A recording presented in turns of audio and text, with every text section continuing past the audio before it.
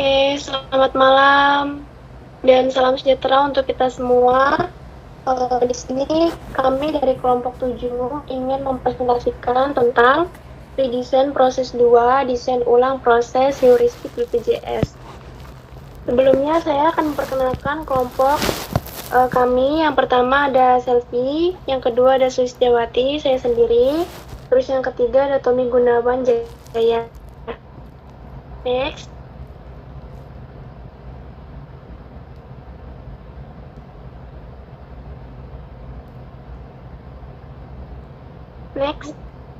Oke, jadi apa sih desain ulang proses heuristik itu?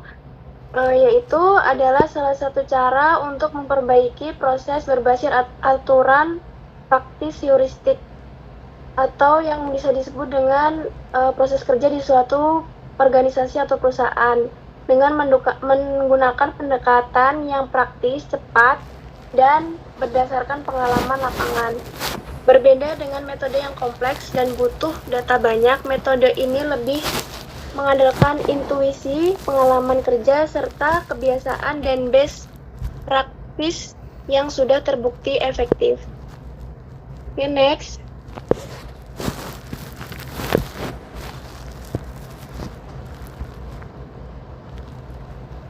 Oke, jadi di sini kan ada pendekatan heuristik.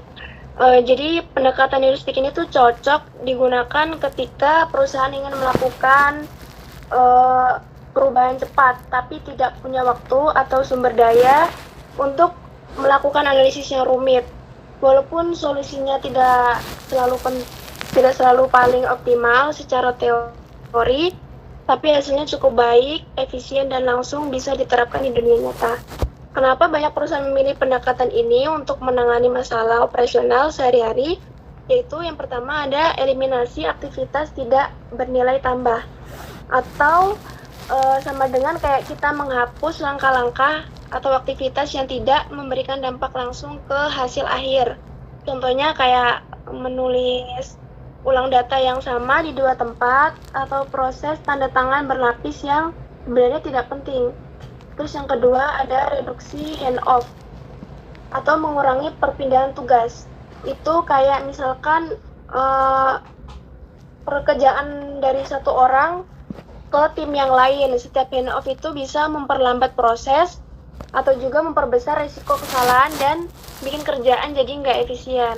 Terus yang ketiga ada penggabungan aktivitas. Jadi kalau ada aktivitas yang mirip dan dilakukan berkali-kali bisa digabung menjadi satu proses saja. Contohnya kayak dua formulir yang isinya hampir sama bisa dijadikan satu supaya lebih ringkas.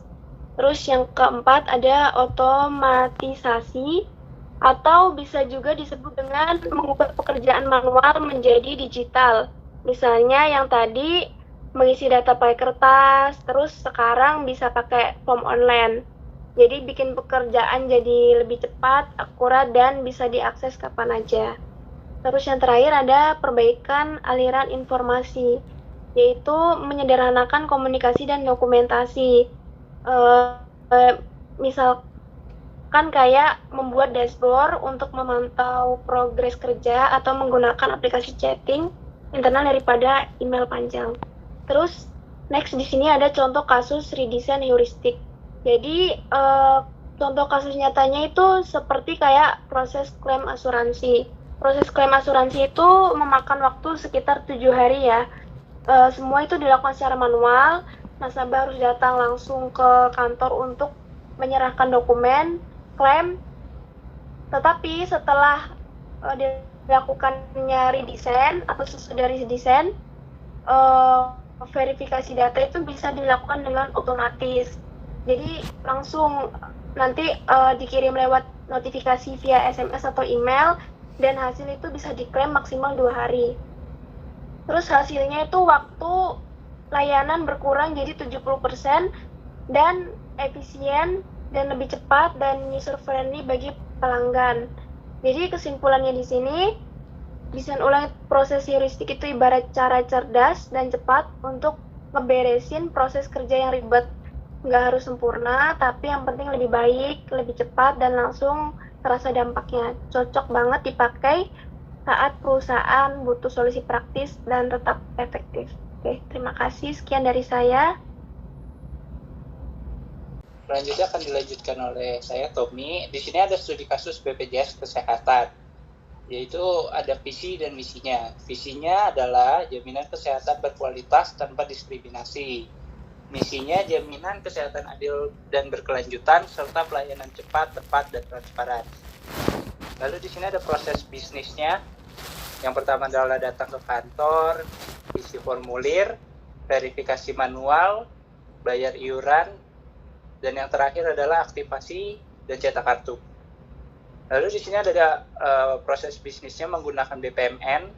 Di sini dimulai dari pojok paling kiri, yang lingkaran itu artinya start, di mana customer datang ke kantor BPJS, mengisi formulir pendaftarannya secara manual. Lalu di situ ada gateway, di mana bila data kurang lengkap akan disuruh untuk merevisi data yang sudah diinput. Tetapi bila tidak ada masalah dalam penginputan datanya, customer akan diarahkan untuk membayar iuran pertama. Setelah pembayaran diterima, customer akan dicetakkan kartu fisik di kantor BPJS, lalu selesai.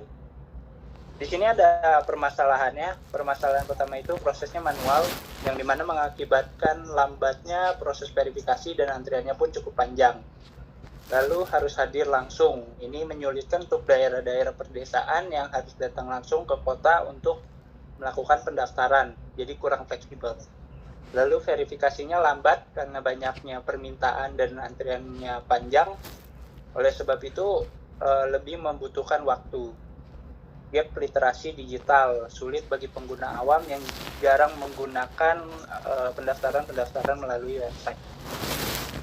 Lalu di sini ada BPMN kelanjutannya, yang dimana dimulai dari paling atas, itu akses web ke BPJS, mengisi formulir secara online, validasi dokumen. Di sini ada gateway, bila memang sudah lengkap, akan dilanjutkan untuk upload file ke database, tapi bila belum akan diarahkan untuk merevisi. Ketika sudah lengkap, customer akan diarahkan untuk memilih paskes, lalu membayar iuran pertama, serta diarahkan ke redirect payment gateway. Di sini ada gateway lagi, bila pembayarannya gagal akan dibuatkan untuk kode billing baru, tetapi bila sudah diterima akan dicetak kartu secara digital dan dikirimkan melalui email. Selesai. Oke, selanjutnya adalah usulan redesign to be. Yang pertama, pendaftaran via mobile atau website. Masyarakat dapat melakukan pendaftaran BPJS secara mandiri melalui aplikasi mobile atau situs resmi tanpa harus datang langsung ke kantor BPJS. Ini memudahkan akses dan menghemat waktu serta mengurangi antrian. Yang kedua, verifikasi otomatis NIK yang sudah terhubung oleh Dukcapil. Setelah pendaftaran, sistem langsung memverifikasi NIK secara otomatis melalui integrasi data dan Dukcapil, sehingga proses validasi menjadi lebih cepat dan minim kesalahan. Lalu selanjutnya, bayar iuran. Dengan melakukan pembayaran iuran ini, menyediakan lebih banyak opsi pembayaran digital seperti e-wallet, virtual account, dan QRIS, dan juga mengotomatisasi pengingat pembayaran melalui SMS atau email agar peserta tidak terlewat pembayaran. Selanjutnya ada e-kartu yang dikirim melalui via email dan aplikasi. Kartu peserta BPJS atau e-kartu dapat dikirim secara digital melalui email dan dapat diakses melalui aplikasi. Peserta tidak perlu menunggu percetakan kartu fisik dan kartu selalu tersedia di perangkat mereka. Lalu yang terakhir adalah klaim RS langsung terintegrasi. Proses klaim di rumah sakit langsung terhubung dengan sistem BPJS. Data peserta dan layanan yang diterima otomatis tercatat, sehingga mempercepat proses klaim dan mengurangi potensi kesalahan administrasi. Selanjutnya ada manfaat redesign. Manfaat yang pertama, efisiensi waktu dan biaya. Proses digital mengurangi kebutuhan datang ke kantor BPJS, mempercepat pelayanan, dan memangkas biaya operasional administrasi. Lalu ada akses lebih luas. Dengan platform online, masyarakat dari berbagai daerah dapat mendaftar dan mengakses layanan BPJS kapan saja dan di mana saja. Lalu yang ketiga ada transparansi proses. Dengan minimnya peserta dapat memantau status pembayaran, klaim, dan layanan lainnya secara langsung, menjadi lebih terbuka dan mudah diawasi.